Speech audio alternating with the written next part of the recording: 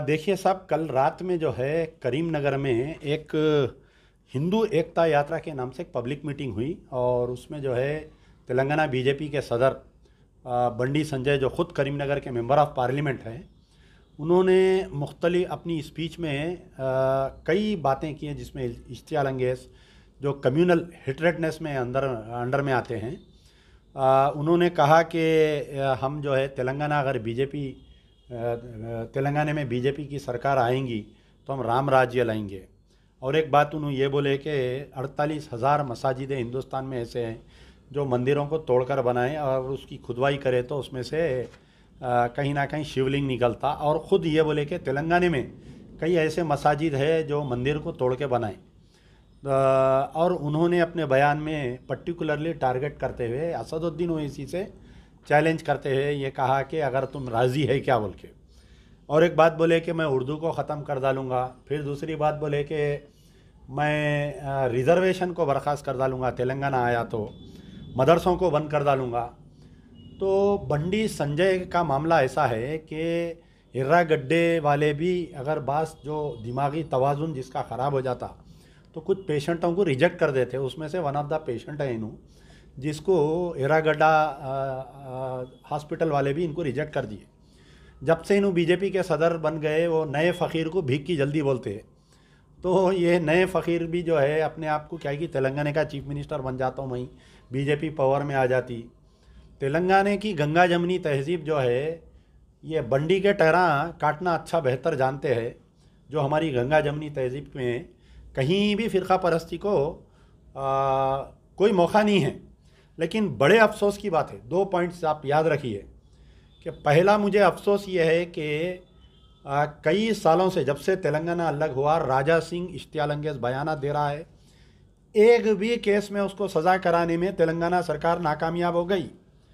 हमारे chief minister अपने आप को सेकुलर बोलते, तमाम जमाते के कायदीन जो उनके आलाकार है, ये लोग उनको ये बोलते कि सीएम केसीआर साहब सेकुलर है। लेकिन तेलंगाना के चीफ मिनिस्टर केसीआर साहब का सेकुलरिज्म आज चैलेंज पे है कि पूरे 8 साल में राजा सिंह के ऊपर एक मुकदमा किसी में सज़ा नहीं हुई। दूसरी चीज़, हालिया अकबरुद्दीन ओवैसी का जो बाइज्जत बरी होना, अगर अकबरुद्दीन ओवैसी को सज़ा हो जाती तो बंडी संजय की हिम्मत नहीं होती और राजा सिंह की हिम्मत नहीं होती ऐसे बयान देने की। तो कहीं ना कहीं ऐसा महसूस हो रहा कि खुद चीफ मिनिस्टर साहब ये चाह रही कि इनको छूट दे रही। एक तरफ राजा सिंह को छूट दे रही, एक तरफ अकबरुद्दीन ओवैसी को छूट दे रही, एक तरफ बंडी संजय को छूट दे रही कि तुम ऐसे तेलंगाना का माहौल को ख़राब करो, बयान दो। आप बताइए मुझे कि एक मामूली सी फेसबुक पे अगर हम पोस्ट डालते हैं तो फौरी पुलिस के 2 गाड़ियाँ आ जाते, आके उठा के लेके जाते। साबिक़ में कई समाजी कारकुनों के साथ हुआ, आप देख सकते हैं कि फौरी पुलिस वाले आए, अरेस्ट करके लेके गए। सीएम के ख़िलाफ़ में एक पोस्ट डाले, बड़े बड़े जर्नलिस्टों को गिरफ्तार कर लिए।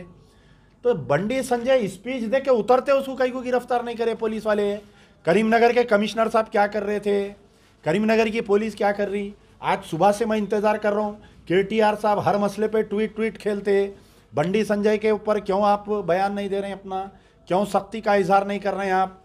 और एक बड़े अफसोस की बात है कि एक तेलुगु मशहूर चैनल TV9 कल रात से ये बंडी संजय का स्टेटमेंट चला के बंडी संजय की फ़ोटो डाल के साथ में गुंबद खिजरा की फ़ोटो डाल रहा उन्हें। तो क्या पेश करना चाह रहा TV9 में शेयर किसका है? केसीआर फैमिली का, माई होम्स वाले के शेयर है। आधा 70% से बढ़ के इन लोगों का ओन है उसमें। एक तरफ केसीआर साहब हुकूमत में हैं, बंडी संजय के इश्तियाल अंगेज़ बयानात हो रहे हैं, उस पर कोई एक्शन नहीं हो रहा। राजा सिंह के ऊपर कोई एक्शन नहीं हो रहा। अकबरुद्दीन ओवैसी के एक्विटल के ऊपर तेलंगाना सरकार हाई कोर्ट में नहीं गई अभी तक। और दूसरी तरफ जो है TV9 जो उनकी फैमिली से ओन है, वो TV9 में ऐसे इश्तियाल अंगेज़ बयानात आ रही। तो क्या मैसेज देना चाह रहे हैं आप बताइए। मजलिस बचाओ तहरीक का मुतालबा है कि बंडी संजय के ऊपर PD एक्ट डाल के 2 साल 3 साल जब तक इलेक्शन ख़त्म नहीं होता इसको अंदर डालना इसको। और राजा सिंह के जितने भी केसेस TRS के गवर्नमेंट में जो मिस्टेकन ऑफ फैक्ट बोल के कोर्ट से इन्हें बाइज्जत बरी हो जा रहा, कई केसेस प्रिंसिपल सेक्रेटरी होम इसके बंद कर दिए। सारे केसेस का एक स्पेशल बेंच फॉर्म करना, पूरे उसके ऊपर अपील करना और अकबरुद्दीन ओवैसी के जो बाइज्जत बरी हुए उसके खिलाफ में तेलंगाना सरकार हाई कोर्ट में अपील पे गई तो तेलंगाना की गंगा जमनी तहजीब बरकरार रहती, कोई फिसादात नहीं होते। नहीं, अगर ऐसे पागलों के बयानात को अगर केसीआर साहब कंट्रोल नहीं करे, आने वाले इलेक्शन में जैसा कांग्रेस वाले फिरका परस्ती के खिलाफ में लड़ने में नाकामयाब हुए थे आंध्र प्रदेश में और सेंटर में, इसकी वजह से इनकी सरकार चले गई। आने वाले दिनों में केसीआर साहब की भी सरकार जाने वाली है। ये दीवारें 9 लिख लीजिए आप लोग। यार जिंदा सोवत।